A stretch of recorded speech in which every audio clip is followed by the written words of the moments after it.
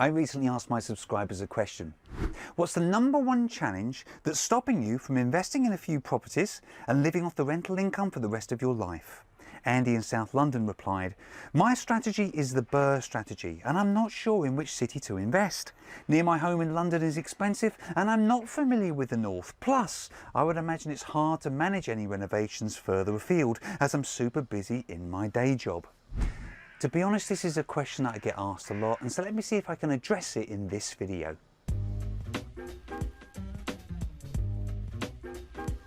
Hi, my name's Tony Law from Your First 4 Houses, and my channel is all about helping you replace a job-based income with just a handful of investment properties, so you can give up the day job if you wish and go and do something more interesting with your life.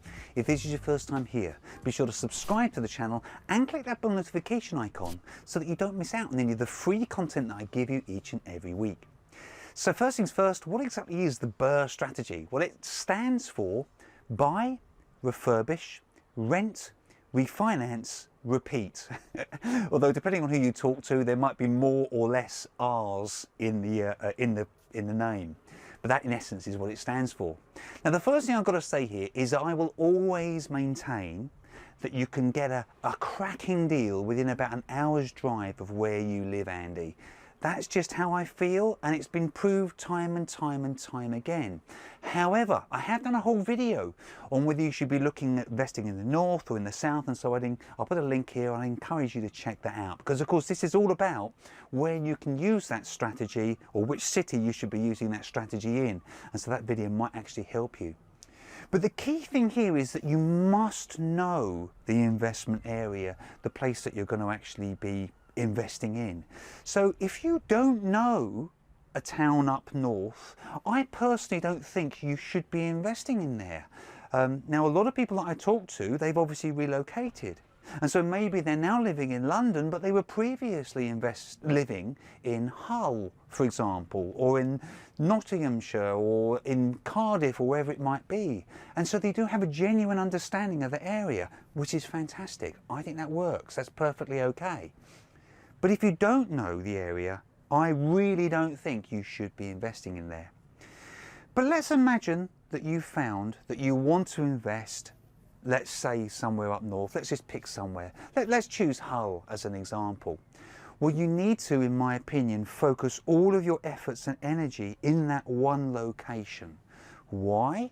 Well, it's because you're going to want to pick up all these different trades, and they can service all of your properties in that one location. So you'll have a plumber who can service all the properties that you're going to build up in that location, an electrician, a plasterer, a decorator, etc.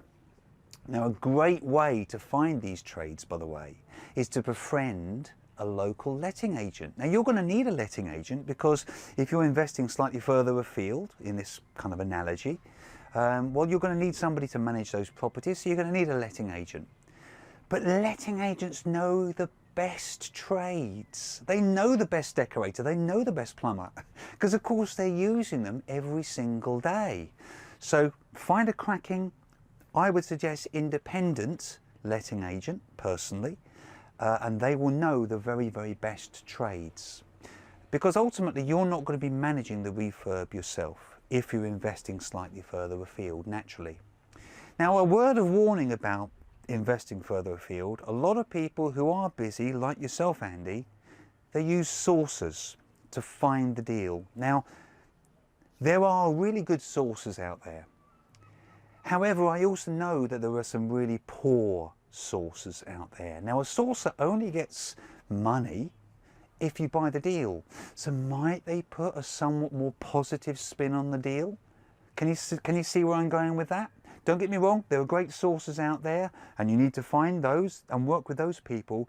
Just be wary, and above all, you've got to do your own due diligence and trust your own due diligence on any deal that you're looking at. You would be kind of mad to trust the numbers of a deal sourcer who's trying to sell you the property, wouldn't you? Do your own due diligence, be pessimistic with the numbers, and trust them, trust those numbers. Of course, the key is you need to buy low. Now, because of course the buying low bit enables you to add that value and then refinance and pull your cash back out of the deal. So regardless of where you're going to be investing, and I'm going to come onto this in a moment as to where I think you should be looking, I think that there's three key things you should be doing. Let's imagine you've picked a specific town, somewhere that you think is going to work well for you.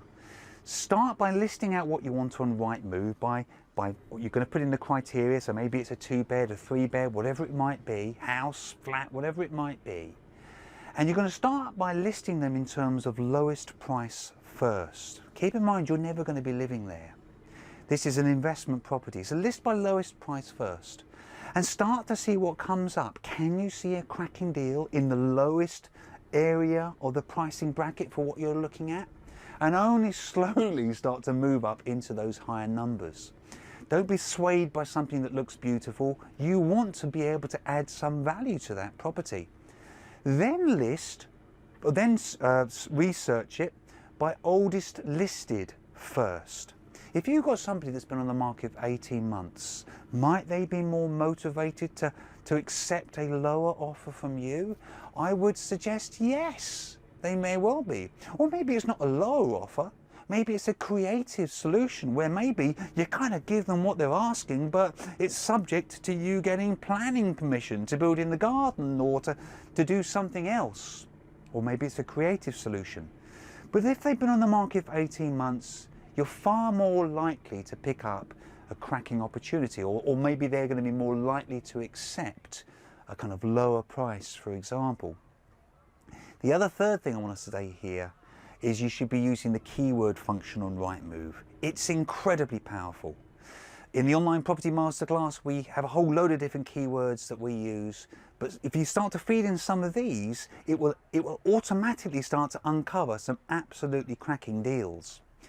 So as to where you should be investing, Andy, well, I'm going to set you a little bit of a task. I'm going to encourage you to do some research only within about an hour's drive of where you live. Now, we have spoken, haven't we? We have spoken, and so I know that you're on the sort of southeastern quadrant of London, which is not a cheap area, but let's stretch about an hour out from where you're based and pick out some major towns and see if you can uncover some fantastic opportunities in those areas by using some of the things that I've just described. If you can't, only then, I feel, should you be reaching further up the country and start to again do due diligence, trust your own due diligence and see if you can uncover some fantastic deals a little bit further afield. So I really hope that helps you, Andy. I know we sort of skimmed through this stuff, but you will of course recall that in asking that question and me doing a video for you, you get to win one of the books off of my bookshelf. So once again, let me get my expensive presentation bag and let me see what you're actually going to win because I've done this video for you. So I'm going to stick my hand in the top. I'm not going to search or look for anything. Let's just pick one off. Thank you so much for your video, Andy. I'm going to be sending you this, which is Successful Property Letting, How to Make Money in Buy to Let by David Lawrenson. That's going to be coming your way and I really hope you find it helpful.